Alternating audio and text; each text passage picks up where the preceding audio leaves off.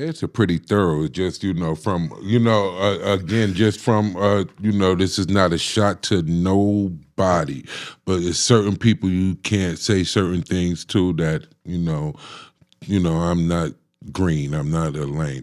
Feds are pretty thorough, you know what I'm saying? And again, the conspiracy is one of their greatest, tools to taking down the operation. And I don't know too many operations that they done stepped into and they don't tag everybody.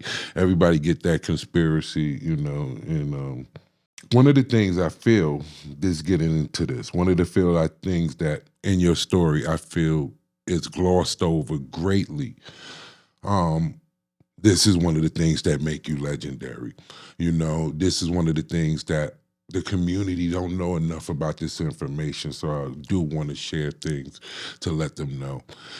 You beat the feds.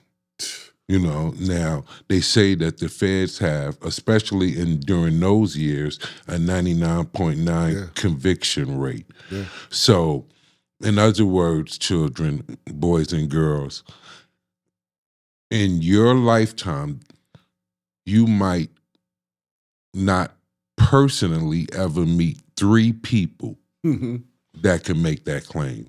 So that's how significant and profound that claim is. You'll probably not know 3 personal people in your life that will be able to tell you that they was charged by the federal government and won.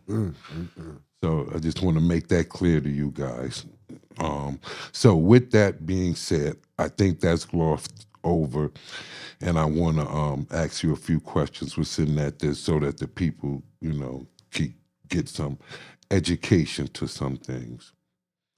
What is a Rule 35? In the federal system? Mm-hmm.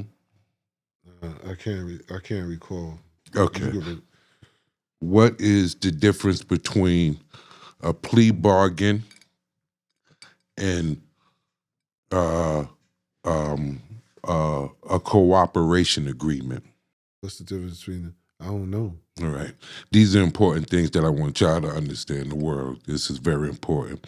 So the state has what you call a plea bargain, because I keep hearing you refer to plea. Emory didn't take a plea. The federal government doesn't have plea deals. The state have plea deals. So if you get a state charge, as most of you know, you could go ahead and take a plea deal and just, opt out, and take the, your time or whatever like that. The federal system is quite different.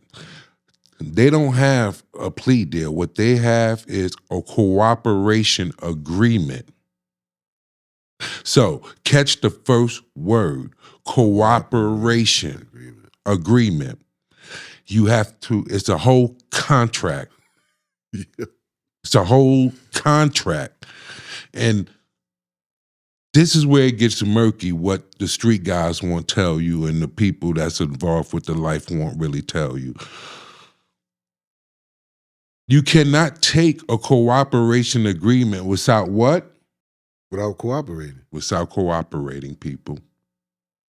And the first thing that they want you to cooperate on is your case. They want you to provide them with all intricate details of your case that they already know and that they think that you don't know. Mm-hmm.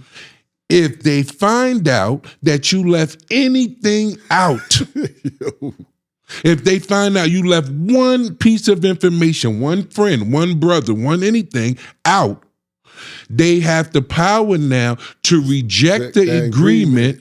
Yeah. But guess what? The guilty stays in. Yeah. So what is that breaking down, guys, boys and girls, people in the audience, those who think they're in the game and don't know what they're doing? There is nobody that has been locked up on a federal charge that did not go to trial and just straight up beat it, that came home, that did not cooperate. All right, we can move on. Boys and girls, you figure that out, but that's very important information. What's the difference between a confidential informant and a snitch? Well, it's no different. It is a different. One is confidential. No. So, in the federal system, a confidential informant is someone who already have proven cases. That's the difference. He's already working. He's already got convictions. Yeah, he already got convictions. You know what I'm saying? Me and you just get caught and I tell someone I'm a snitch to them. Right. A confidential informant. CI. Yeah, CI, I'm already working with them. So you already had a case. Or been involved with them. With a case. The federal government can indict you and not pick you up for 5 years. Mm-hmm. Did you guys know that? Yeah. This is information that those that's out there that think you know what you're doing, you need to know this. Your man sitting next to you, you know what I'm saying? Yeah, he could have been an informant 3-4 years right now. Yeah. Whole time you wouldn't know it. A Rule 35 is when you get a significant amount of your sentence reduced for cooperating with the government. Now, boys and girls, listen to this clear. If you get 20 years and your lawyer presents the Rule 25 because you cooperated, the federal government will not convict you and lock you up, or you can't get your deal until every person that you cooperated against has been convicted. Now, once that is done, your lawyer will present them with a Rule 35. A Rule 35, when the judge grants it, gives you 50 to 80% of your time cut. Yeah. You hear that, boys and girls? 50 to 80%. Could be up to 80, as much as they say that, you made them a nice little cake right there. Remember Carlito's way. You home? You beat the case, yeah. Lingard, what's his name? Lingard. Yeah, serious stuff. But it gets worse, guys. You have something called a 5K1. Yeah. You know what I'm saying? Now, after you done got your 50 to 80% off and your case is over, now the federal government will allow you to now come to them and just tell about other shit. You know what I'm saying? Oh, I know about this murder. My homeboy over here, it got guns all in this house and he's running this and he's running that. And then they go chase that and get that. And if they're successful with that, you could get what you call a 5K1. And the 5K1 now would take off 50% off of the time that you already have. So someone could basically get 20 years in the federal government, and what I'm basically breaking down, if they work and they cooperate, they'll be home in 4 years. So what you guys have to think about out there, now you got to look at your homeboy. You got to look at that dude that's next to you and see if that is, you know what I'm saying? Exactly. When they get thrown in that same situation. You know what, Bigga, not to cut you off, you know how I sum it up? I say, yo, you think your homeboy get risk his mom getting locked up? Yeah. You think your homeboy will risk his mother going to jail if they could have you locked up? I've seen it. I've seen them say that. Like, we going to get your mother if you don't go tell on this dude.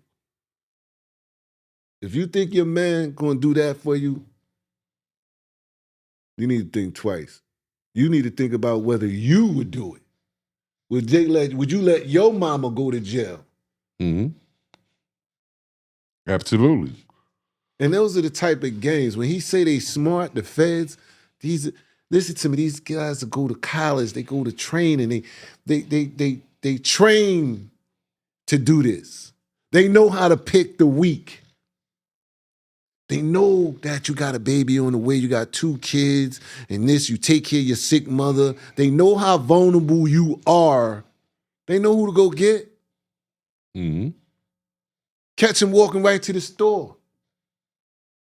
And once he say, come on, get in the car. Once they sit in that back seat and run down all that, look, we know Tamika, pregnant.